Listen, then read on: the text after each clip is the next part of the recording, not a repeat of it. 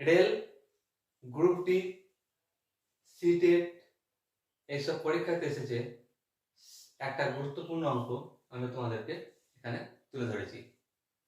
এখানে যে গুণফলটা দেওয়া আছে দেখো, 7^65 into 6^41 into 3^57।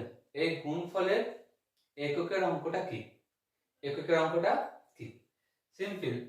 যেমন ধরো একটা আমি দেখাচ্ছি তোমাদের উদাহরণ, 12 into 3 কত হবে?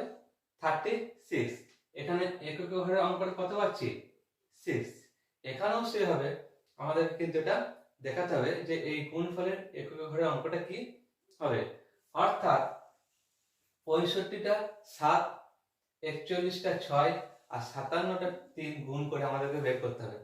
সেটা তো সম্ভব নয়।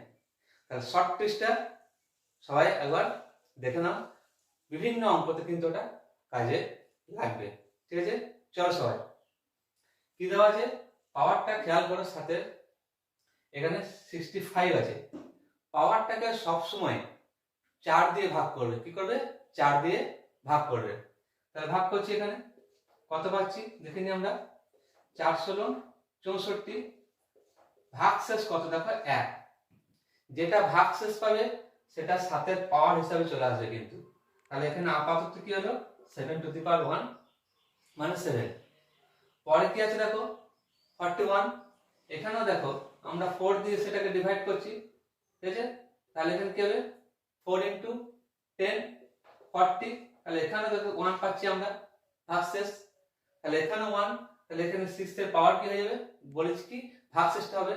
তাহলে 6^1। সেম একই এখানেও ভাগশেষ আমরা দেখি কি আসছে 57 কে সেম আমরা 4 দিয়ে ডিভাইড করব। এখানে দেখো আমরা কি পাচ্ছি 4 কে 4 17, 4 4 4×14 56।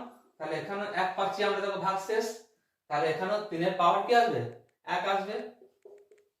খেয়াল করো, তাহলে এই জায়গাটা খেয়াল করো।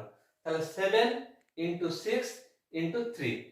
তাহলে 7 × 6 কত হবে আমাদের 42। তার সঙ্গে 3 আবার মাল্টিপ্লাই করো, তাহলে 6 আর এখানে কত হবে 12। তাহলে 126। তাহলে এখানে আমরা একক ঘরে অঙ্ক কত পেলাম বা ইউনিট ডিজিট যেটা বলছি আমরা দেখো 6 বা 6।